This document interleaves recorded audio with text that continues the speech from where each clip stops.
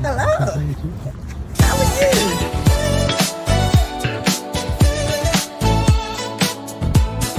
Keeping it real, keeping it real, keeping it real with Shannon, shining through, laughs and insight, shining so bright.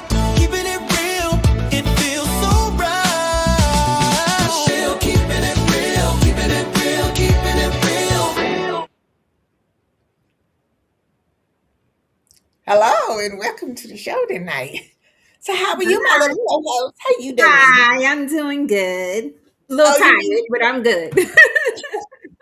so wow, you was out there shoveling too much snow? Oh God. Wow, this snowstorm was it I was something. know. I think it was about how many 50 feet of snow outside. That's what it looked like. It feels like about 50 feet outside. Yeah. Well, we're gonna be warm inside tonight because we have our special guest who is such a wonderful person and doing such wonderful things in the Yes, community and the yes, neighborhood. So we can't wait to bring her on. yes. Well, we have tonight Stacey Bonello, who is founder and CEO of Bonello Productions. It's a full service event planning and production company dedicated to advancing the community wellness, food security, and youth development in Brooklyn and the surrounding communities. Stacy's mission is to empower individuals and strengthen communities and transform into lasting opportunities. So let's welcome Stacy Bonello to the show. Welcome, Stacy. How are you? Hey guys, I'm doing great tonight. A little tired too, but I'm doing great. I'm alive and blessed. Mhm. Everybody's so tired. I guess the snow gets tired of all that. Shoveling is no joke. That's what I said. Mm-mm. But thank you so much for joining us. And we want to Thank talk you. about all the interesting things that, you do for the community. And so tonight we're talking about the Bono effect because you do so much for your foundation. So could you tell us, like, what made you decide to, establish this foundation? So the Bonello Foundation was started. It literally started over 20 years ago. On paper, I'm a 501c3.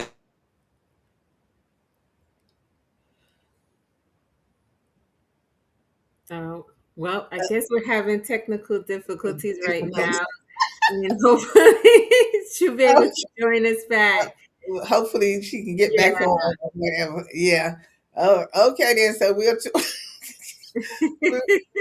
continue to Yeah. talk about. She does a lot of community work with her foundation. Getting clothing for people, food, and different things. So I hope she gets back on so we can really kind of talk about that because there's just so much going on now in the world that people need so many things now. I mean, it's like they cutting on the program. Doesn't follow instructions and wanted to call me. Oh, Um, okay, then you're back. You're back. yeah, and All right. so So we let's we was rewind and continuing come again. talking about what you do. So the So Bonello we're Foundation gonna let was you started. talk about what it is. I started talking about some of the things that you do, with the program. So Oh my you can continue goodness. talking. I was talking I'm about, so sorry. the Yeah, different I'll chastise activities. them later. Yeah.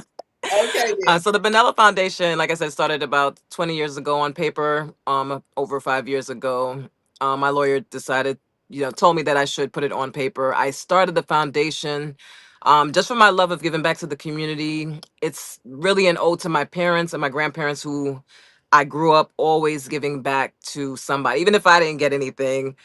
My friends, would ask my mom for money at church, and they would always get what they needed. And she was always making food for other people that needed it. My dad would give you the shirt off his back. My grandparents, same thing. They took care of us. They took care of other kids. My grandfather, I have so many great memories with him. Just traveling around with him and just seeing him always giving to somebody that was in need. So it was instilled in me to just keep on giving back to other people that were really in need.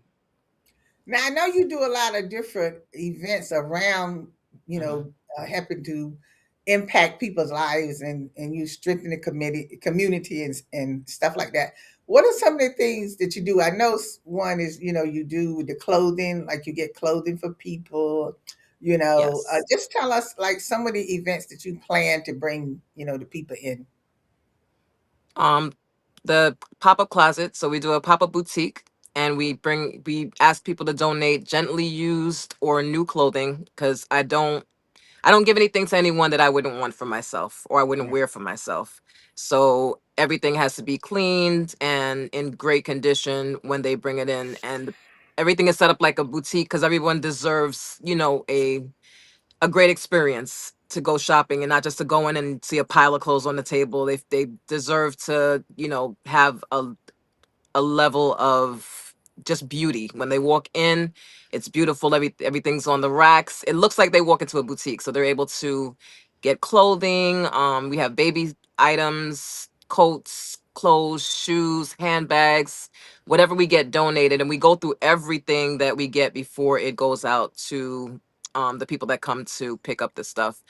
So that's one event. I have a health conference at the beginning, the top of every year. I start off the year with a health conference. I invite different health professionals, and whether it's traditional health or holistic health, we do spiritual health, any aspect of health, financial health, any aspect of health that you can think of is included in that conference. And men and women of all ages are able to come in and sit down and get resources. We do the blood pressure um, testing, glucose testing. So if you want to have that checked out as well, you can do that while you're there.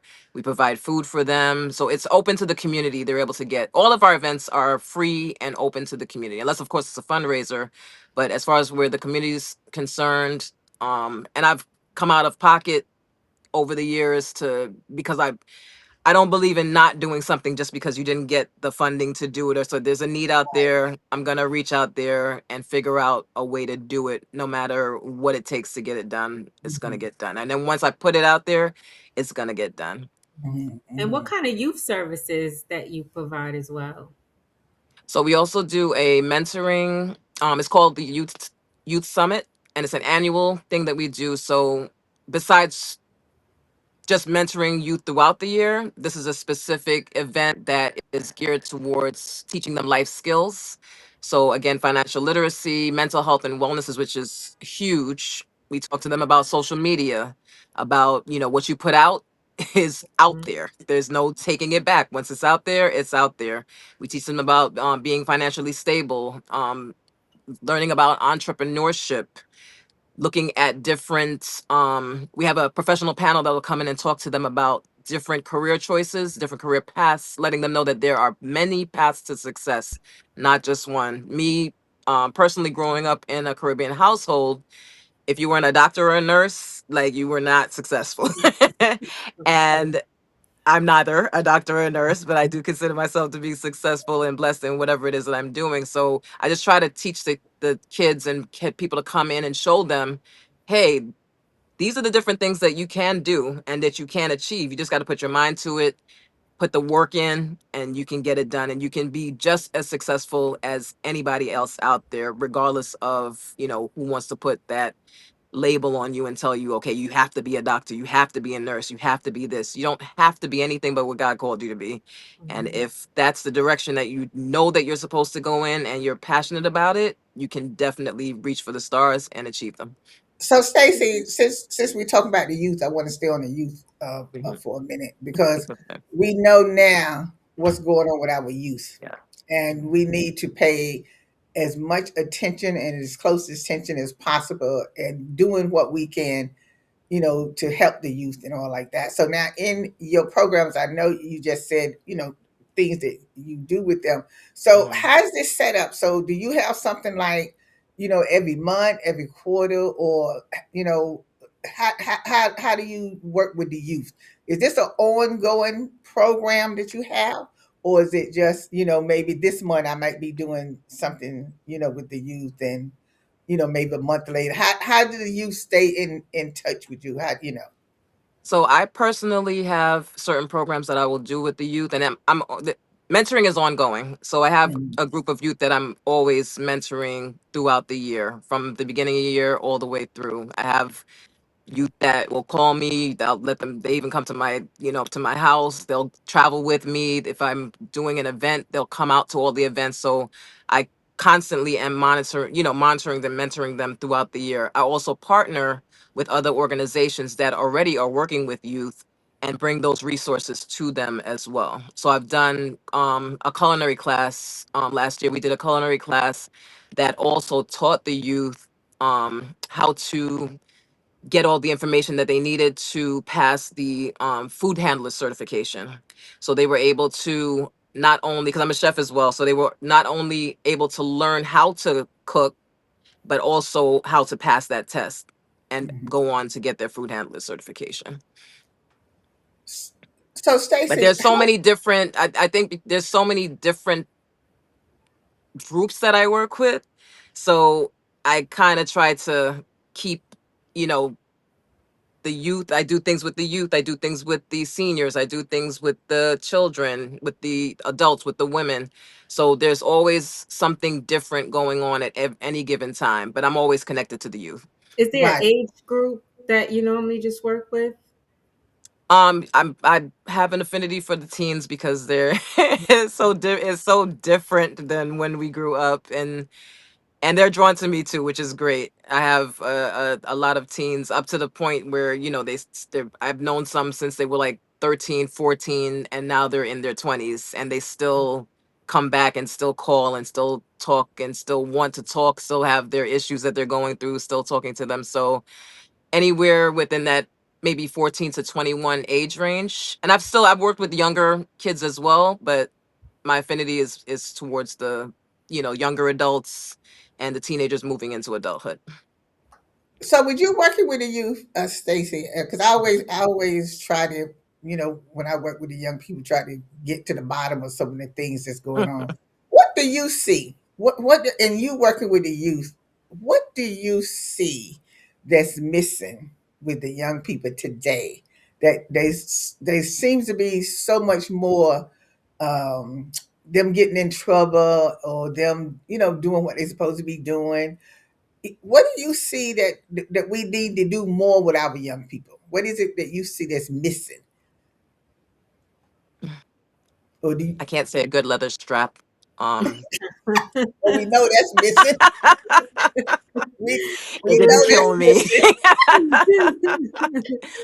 But I think because the some of the parents are still kids themselves, and not just in age but also in the mentality as well, because I've, like I said, I've worked with the younger kids, and then I've seen their parents come in, and the mentality is very different than how my parents raised me and how I saw, how my parents functioned. Social media is like taking over Right. their minds, their bodies, their souls. Like everything is this. If it's not on social media, it doesn't exist. If Mhm. it's not, if it's not on TikTok, or they didn't say that on TikTok, it's like that's not real.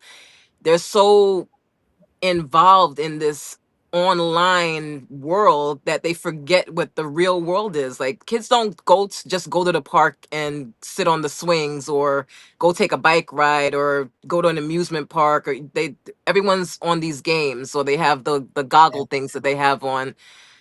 It's so much.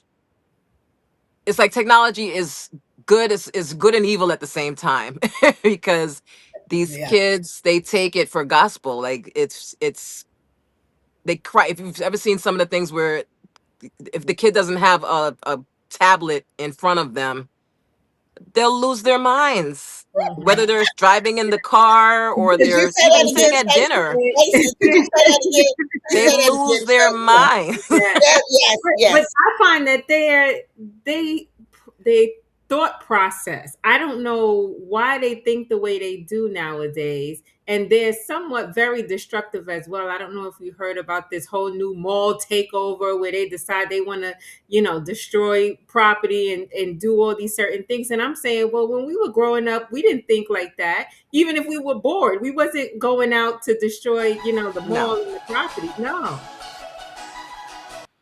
Which it's the same thing the way they was throwing the snowballs at the police.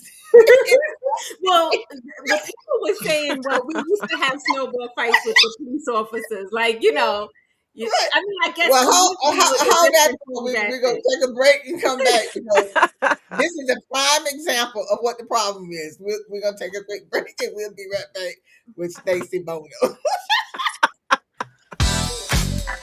Oh yeah, Oh my goodness. Shannon.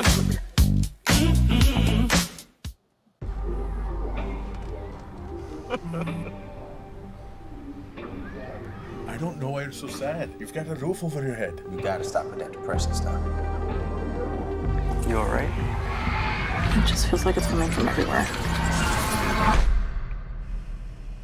Do you want to talk about it? You can talk to me if you're feeling sad. Whenever you need to talk, I'm here, okay?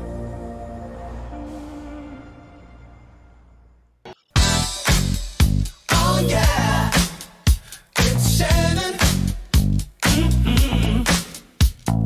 Keeping it real.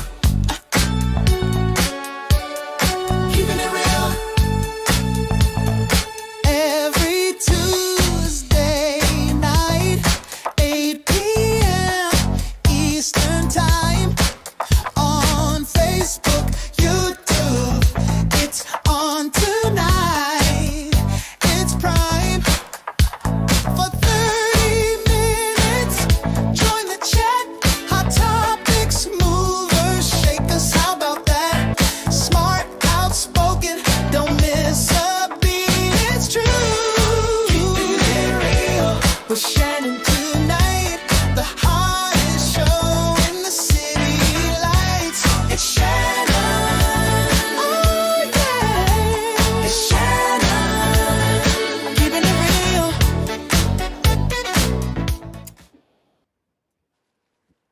We're back with Miss Stacey Bonello, and before we went to break, basically, when Tiffany said well, she don't understand, why they acting like they're acting today, but we know why they act the way they act. They're not afraid of their parents. They're not afraid of the parents today. At Like all.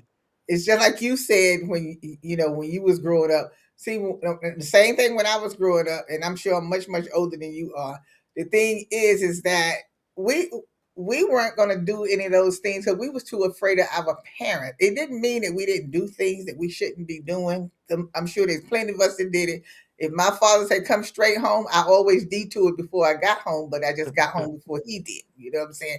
But we Mhm. wasn't doing things that's going to be destructive or hurting anyone else. It's just like now when you see the young kids and every time you look at a shooting on TV with the young people, they're like 13, 14, 15, and 16.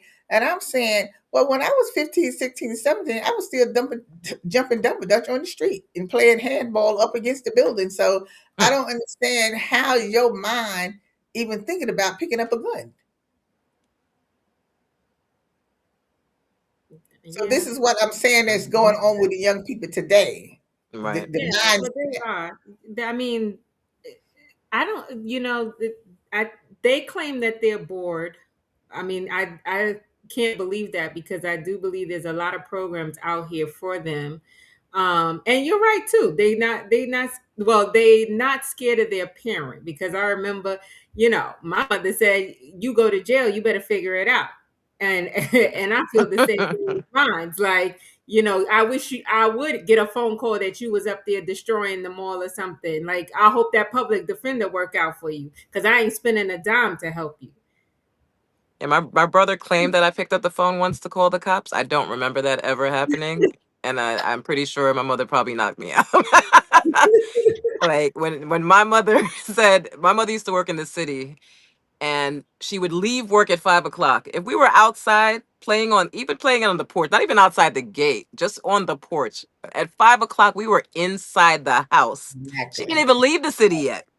But we didn't Exactly. want anybody reporting back to her to let her know that your kids were still outside at 5 o'clock when they were not supposed to be. Yeah, And because the parents nowadays don't you want you have saying anything. you've got people that you can't touch your kids. You can't yell at your kids too hard. We have to do soft parenting or gentle parenting. And these kids don't respect any of that. No. Well, that's because the parents are see when they like when the parent told me when I told the parent when the kid because I work for the board of ed and when the kids was cursing at the mother, and I'm looking at her like, "Excuse me, I'm waiting for you to say something, or at least get up and do a backhand slap or something." And she's telling me, "Oh, well, Miss Shannon, you can't be hitting on the kids today because they want to arrest you and everything." And I'm looking at her and say, "Excuse me, go back and read the law. It didn't say not discipline your kids. It says do not abuse your kids. You Right. can discipline your kid, but are you thinking about the law?" And he's sitting here cursing at you, and you thinking about the law because see, when he get in trouble on the outside, what do you think the police is going to do to him? So it's better for you to save him than for them to be able to save him, because they might not save him, but you can save your child because you sit here and allow your child to curse at you like that, and they only 13 years old. Imagine by the time he gets 16, what he's going to do to you. And then some of the parents are scared of the kids. Yeah, yes, that's true too. What I Hmm. was saying. Hmm. They're afraid of the kids. Which is We're afraid. crazy. Most of the older people now are afraid of the kids. Even if you say something to the young people today, the people are like, "Oh, you better watch it while you saying something to them or whatever." Hmm. I said, no, I don't think we should feel that way. I think we should be able to say something to the young people. It's how you approach them. You're not going Right. to approach them in a negative way. It's just like with the young man with the pants about to fall down and everything. And I said, Mm. well, young man, cause you need to pull them pants up now because you looking too good. You are a handsome young man. I mean, how you gonna get a job with them pants hanging down like that?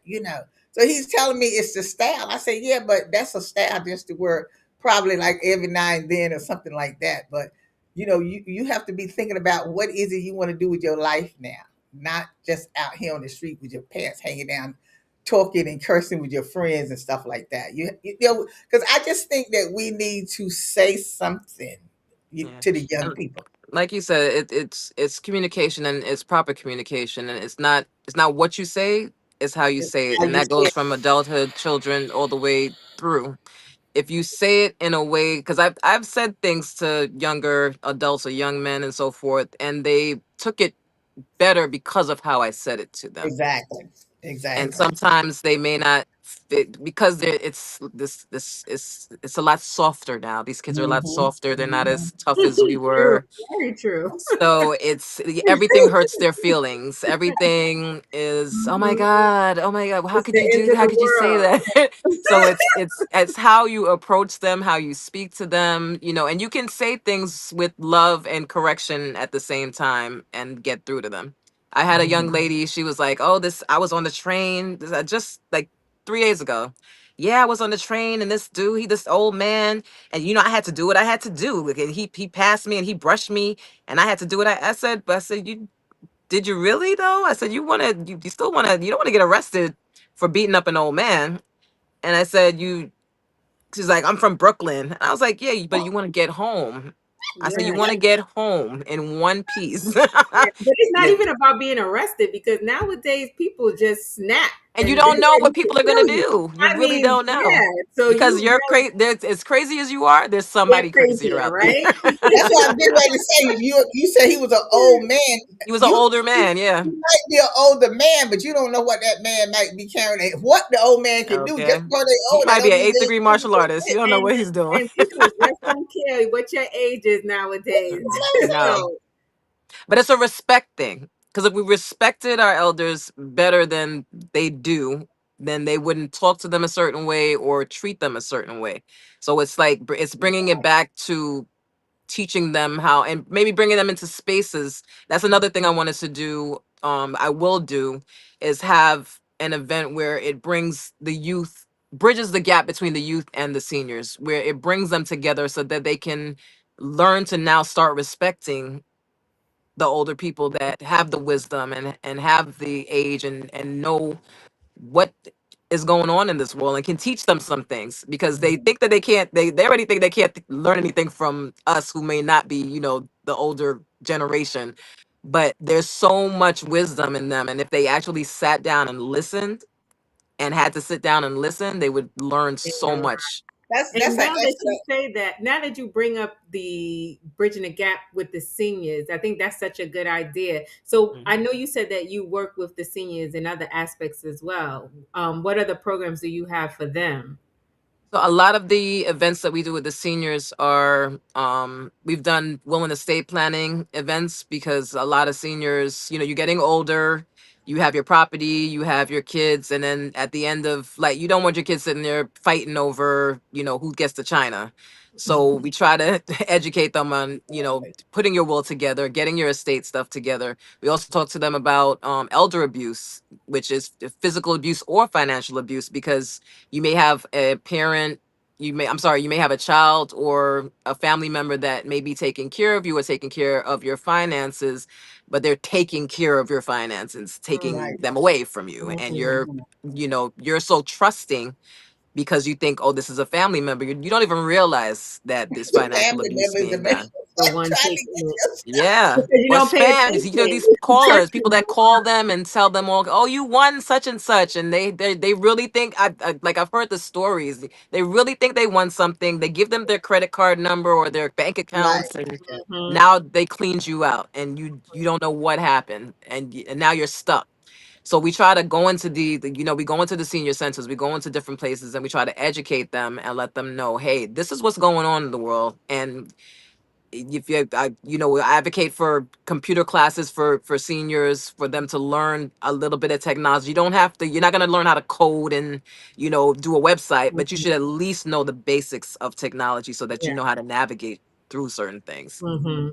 That's a wonderful thing, Stacey, because they always prey on the seniors. Yes, Particularly when absolutely. they call your house on the phone and stuff. They figure they catch you off guard, and sometimes when they call and I answer the phone and they're talking and they're talking about Medicare, all this kind of stuff, and they're talking about Yes. different things and I say, don't you know that Medicare never calls anyone's house?